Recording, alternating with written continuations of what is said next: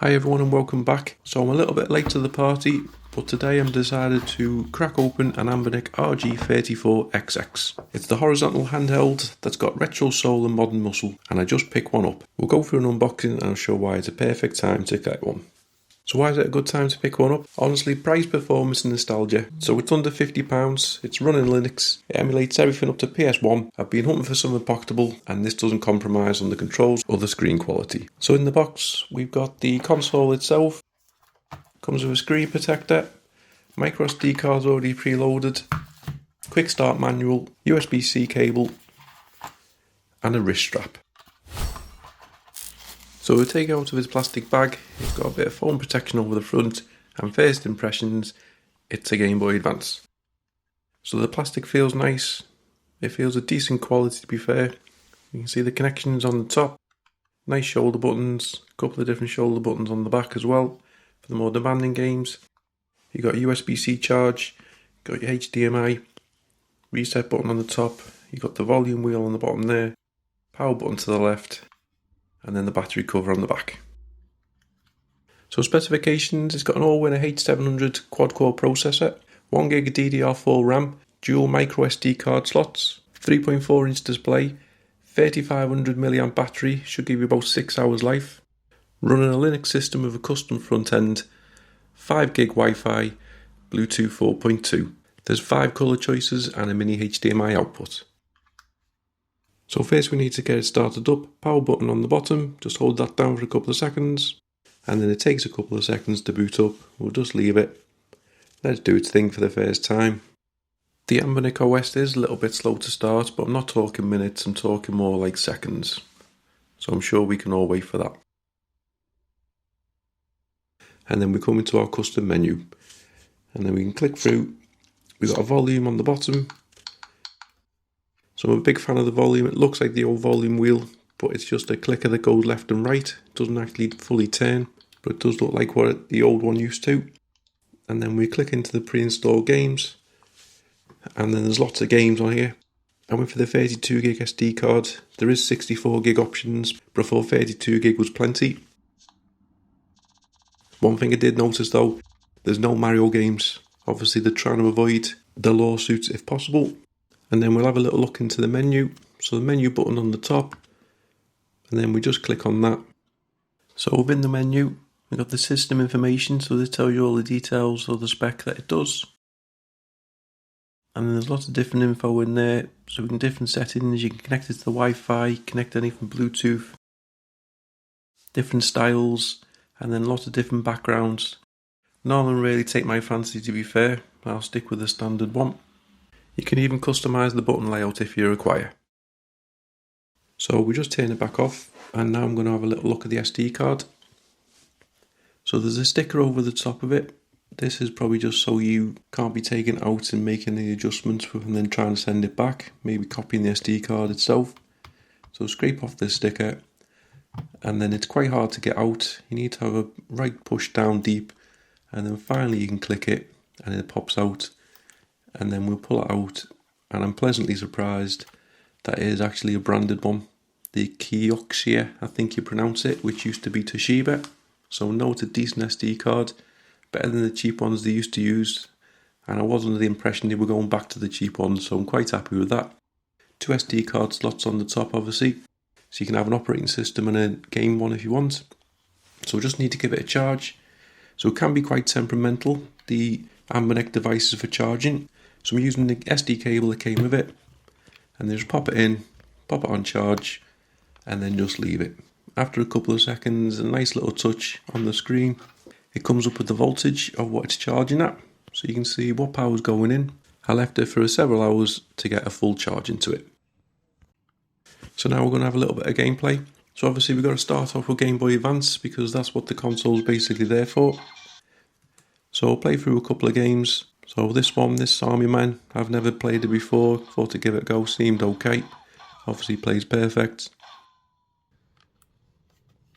Whilst in the game, pressing the menu button at the top takes you to the shortcut menu where you can save the game or load the game, restart the game, exit the game, or even change the BIOS. So there's a couple of settings in there that you can adjust whilst playing. Then we got Crash Bandicoot, which works well as well.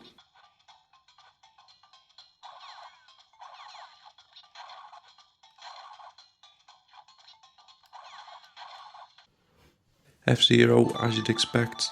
It's a fast moving picture, but it looks really good on the screen.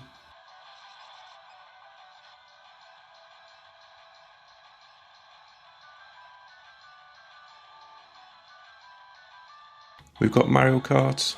This obviously not included on the included SD card. This has been added to myself. This is a classic and it works perfect.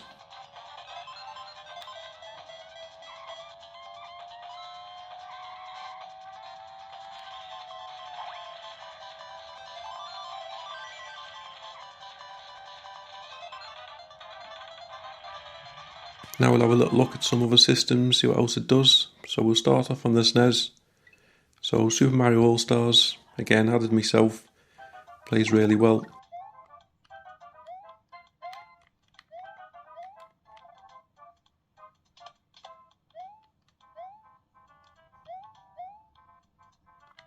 Super Mario Kart, all-time classic, works perfect. As expected, to be fair, I'm expecting all the games to work perfect on these lower systems because it's not really pushing it to the max.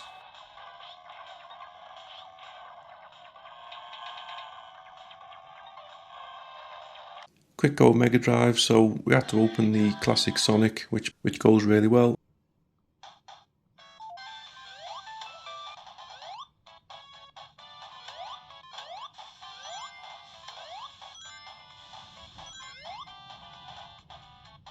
And then one of my old favourites, Micro Machines.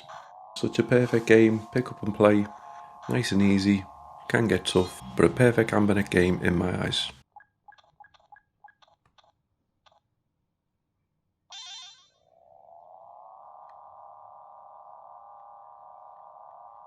And then we'll just push it a little bit further, so we'll go to the PS1. So there's only a couple of games included on this. Ridge Racer, the classic one. So as you'd expect, it works absolutely perfect. I can remember playing this on the console originally, and I never dreamt back then that I'd be playing on a handheld.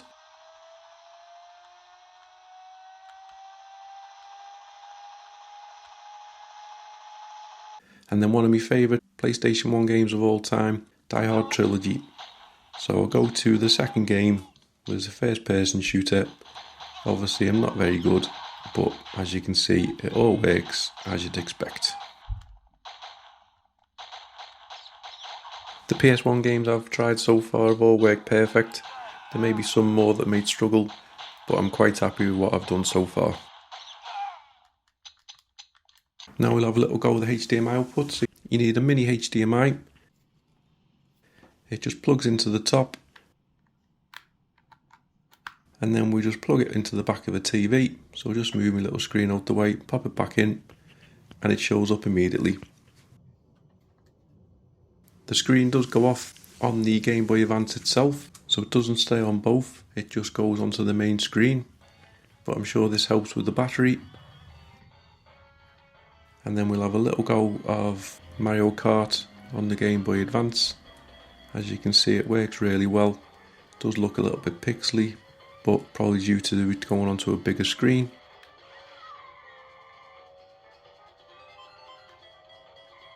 And then we'll just pop in a PS1 game, so Colin McRae Rally, which is on the SD card, we'll just pop that in.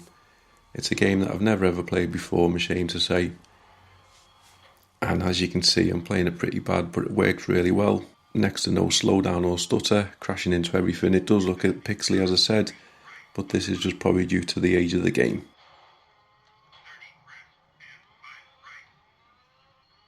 Now a quick look at the console overall. So the buttons feel really nice. So they're all solid plastic. I like the top two, the X and Y being the same colour as the shell, sort of blends them in. The shoulder buttons work well, and you've got the other two on the back as well for some of the more demanding games, which you possibly won't be using on this system. You've got the reset button on the top and the menu button, and on the back of it, you've got the battery cover. The side panels look the same. This is where you can attach the lanyard if you wanted to, not that I would do. And it's just a really nice feeling. Game Boy Advance feels very similar in size. You can install custom firmwares on there as well if you want to. Newly is one of them. MUOS is another one. I'm going to look at doing that in a future video to see what the differences are. But for the moment, I'm very happy with me Anbernic RG34XX. It's a nice cheap system.